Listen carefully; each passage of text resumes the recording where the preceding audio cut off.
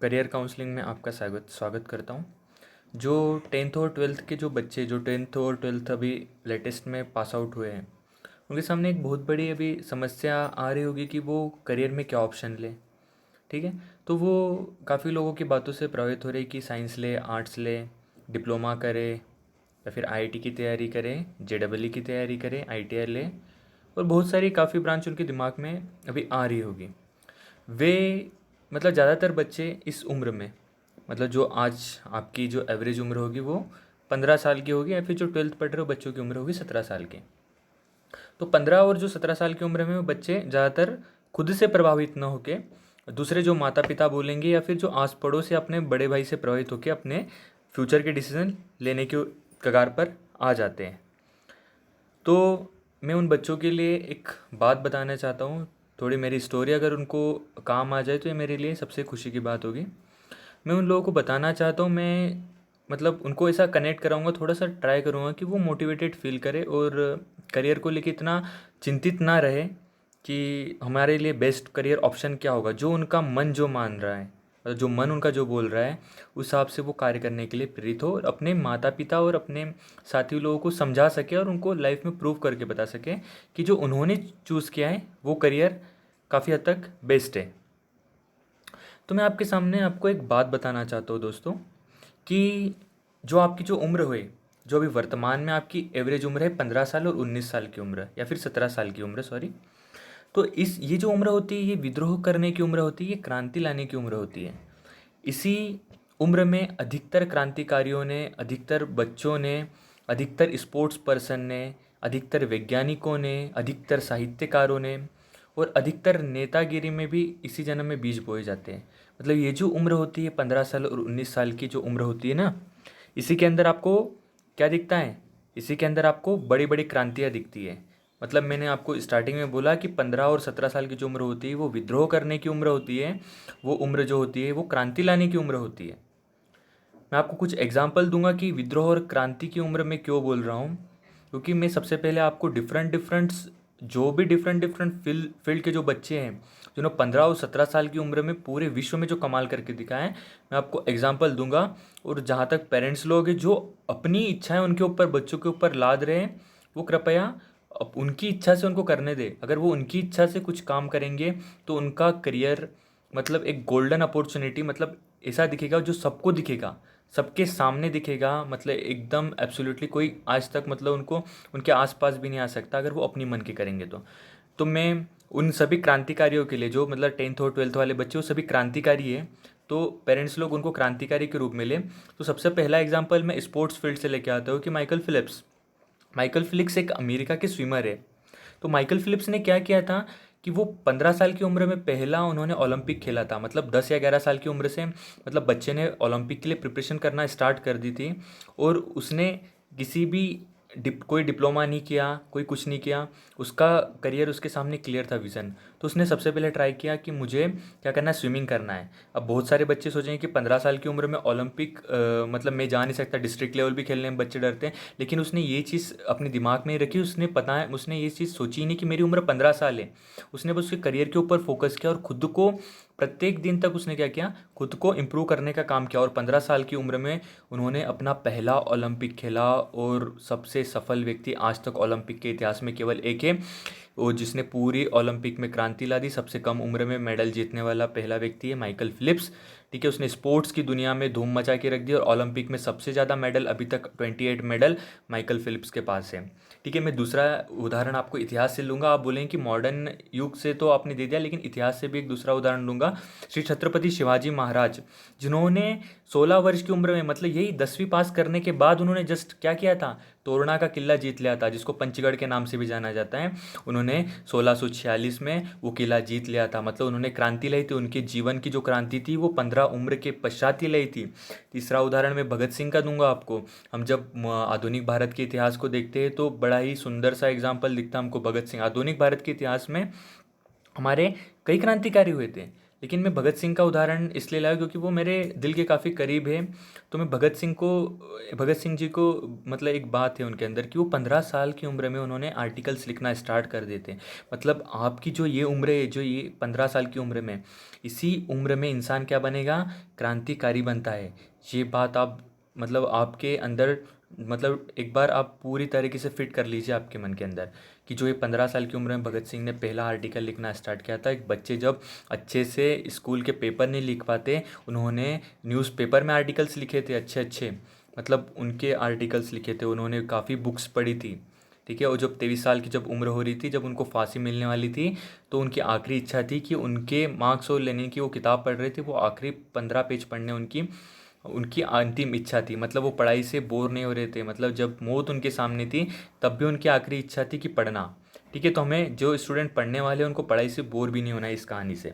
उसके बाद में मैं एक और क्रिकेट की हस्ती, आप हम सभी जानते हैं जो क्रिकेट के फ़ैन होंगे, सचिन तेंदुलकर जी। तो सचिन तेंदुलकर क्रिकेट का भगवान माने जाते हैं।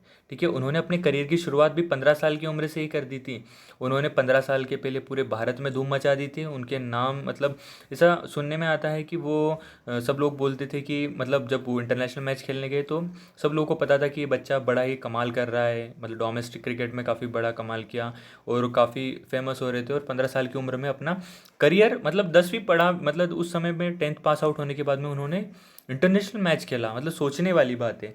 और एक मैं सबसे अभी लेटेस्ट के एग्जांपल दूंगा आपको कुछ कुछ। जैसे कि हम लोग एक यूट्यूबर है हिमांशी सिंह मैम। तो हिमांशी सिंह मैम क्या है, वो भी एक 18 से 19 साल में डीएड वालों को बच्चों को पढ़ाती है। सीईटी जो होती है, सीटीईटी के एग्ज़ाम, उनको वो टीच करती। तो उन्होंने भी 19 साल की उम्र में किताब लिख डाली थी। 17 साल 18 साल की उम्र से उन्होंने क्या किया, टीचिंग करना स्टार्ट किया यूट्यूब पे फ्री। अब यूट्यूब सेलिब्रिटी वो बहुत बड़ी। और ये काम उन्होंने इसी उम्र में किया। मतलब मैं आपको यूँ ही नहीं बोल रहा कि उम्र विद्रोह और क्रांतिकारियों की, सच में क्रांतिकारियों की उम्र है। इस उम्र में काफ़ी अच्छे अच्छे लोग बने हैं। आप लोगों को ये चीज़ को अपने अंदर जहन में बिठा लेना चाहिए कि ये जो उम्र है जो आप बनोगे वो इसी उम्र में बनोगे। इसके बाद तो आपको आदत हो जाती है कुछ चीज़ों की। उसके बाद में मैं आपको एक बहुत ही लेटेस्ट एग्जांपल दूंगा काफ़ी अच्छा, जो अभी मतलब पूरे भारतवर्ष में छाए हुए हैं। एक फिज़िक्स वाला अलग पांडे सर के नाम आपके सामने आएगा। कि बहुत सारे पेरेंट्स लोग सोचते होंगे कि मेरे बच्चे को आईआईटी कराओ, जेईई करवाऊँ, या फिर नीट बना के अच्छा डॉक्टर बनाऊँ, या फिर काफ़ी लोग अभी ऑफिसर लोगों से प्रभावित हो रहे होंगे कि जो यूपीएससी के रिजल्ट आते हैं, एमपीएससी के आ गए, या फिर काफ़ी various difference type of exam जो कॉम्पिटिटिव होती है, उसके लिए भी आकर्षण होता है। तो फिज़िक्स वाले जो सर है, फिज़िक्स वाला जिन नाम से एक यूट्यूब चैनल है, उसके ऊपर जो वो सर है, तो वो काफ़ी इंटरेस्टिंग है। मतलब मुझे काफ़ी इंटरेस्टिंग उनका कैरेक्टर लगा कि वो कॉलेज ड्रॉप आउट है, 3rd ईयर में उन्होंने कॉलेज छोड़ दिया था। वो उनकी पढ़ाई केवल ट्वेल्थ पास आउट है। मतलब उनको बोल सकते हैं कि हम लोग वो बस 12वीं वो करे हुए हैं। उन्होंने भी अपने करियर की इसी शुरुआत की थी जब वो 11वीं 12वीं थे। 16 साल की उम्र से उन्होंने ट्यूशन पढ़ाना स्टार्ट किया था। और आज वर्तमान में एक साल में फिज़िक्स वाला काफ़ी ग्रोथ कर चुका है। और 800 करोड़ का एवरेज मतलब उनका टर्नओवर है पूरे साल भर का। मतलब कोई सोच नहीं सकता 12वीं पढ़ा लिखा लड़का जो आईआईटीएन भी बना रहा है, खुद आईआईटीएन नहीं बना, खुद डॉक्टर नहीं बना, लेकिन वो हर छठा बच्चा आज, मतलब ये उनका ऑन रिकॉर्ड है कि हर छठा बच्चा उनका आज एमबीबीएस में भी है और आईआईटी में भी उनके काफ़ी बच्चे हैं आज। और दूसरे आप लोग जो फेसबुक चलाते, व्हाट्सअप चलाते, तो मार्क जुकरबर्ग भी 19 साल की उम्र, कॉलेज ड्रॉप आउट बच्चे थे। मतलब कि ऐसा भी कोई ज़रूरी नहीं कि आप एजुकेशन सेक्टर में काफ़ी बड़ा तीर मारे। ठीक है। मार्क जुकरबर्ग ने भी वही किया कि 19 साल की उम्र में उन्होंने फेसबुक बना डाला। ऐसे काफ़ी एग्जाम्पल है। जैसे कि हम Nobel peace winner Malala Yousafzai को देखते हैं, तो 17 साल की उम्र में मलाला यूसुफजई सबसे कम उम्र की नोबेल लॉरेट है। मतलब हम सोच नहीं सकते। मतलब मैं आपको इसीलिए बोल रहा हूँ कि ये विद्रोह और क्रांतिकारी करने की इसी उम्र में अजमल कसाब जैसा, कसाब क्या था, कसाब भी कम उम्र में था और वो कम उम्र में ही क्या बना, आतंकवादी बना। मतलब कम उम्र में आप बेकार से बेकार भी बन सकते हैं और आप बहुत ऊंचाइयों पर भी इसी उम्र में जा सकते हैं। तो मैं आपको यही सजेशन दूंगा, जो भी पेरेंट्स लोग हैं, जो भी है, मतलब आप आपके बच्चों को करने दीजिए जो वो करना चाह रहे हैं। एक बार उनके मन से पूछिए कि वो क्या करना चाह रहे हैं। मैंने आपको डिफरेंट डिफरेंट फील्ड्स के एग्जांपल दे दिए। मतलब अगर वो चाह रहे हैं कि अगर उनको स्पोर्ट्स स्पोर्ट्स में जाना है तो उनको जाने दीजिए, या फिर वो पढ़ना चाह रहे हैं तो पढ़ाई के ऊपर भी मतलब काफ़ी कुछ कर सकते हैं, लेकिन आप उन अपनी इच्छा उनके ऊपर मत ला दिए। तो बेस्ट करियर काउंसिल मतलब मेन चीज़ ऐसा है कि आप बच्चों को क्या करना चाहिए। तो बच्चों को यही करना चाहिए सबसे पहले, तो वो खुद खुद को जानते हैं कि उनको क्या करना है। बच्चा सच में खुद को जानता है कि वो आईआईटी बन सकता है, वो डॉक्टर बन सकता है, या फिर वो स्पोर्ट्स पर्सन बन सकता है, या फिर वो सीए लेके एक अकाउंटेंट, मतलब काफ़ी अच्छा चार्टेड अकाउंटेंट बन सकता है। ठीक है, तो ये सब चीज़ें हैं, ये वो अच्छी तरीके से जानते हैं।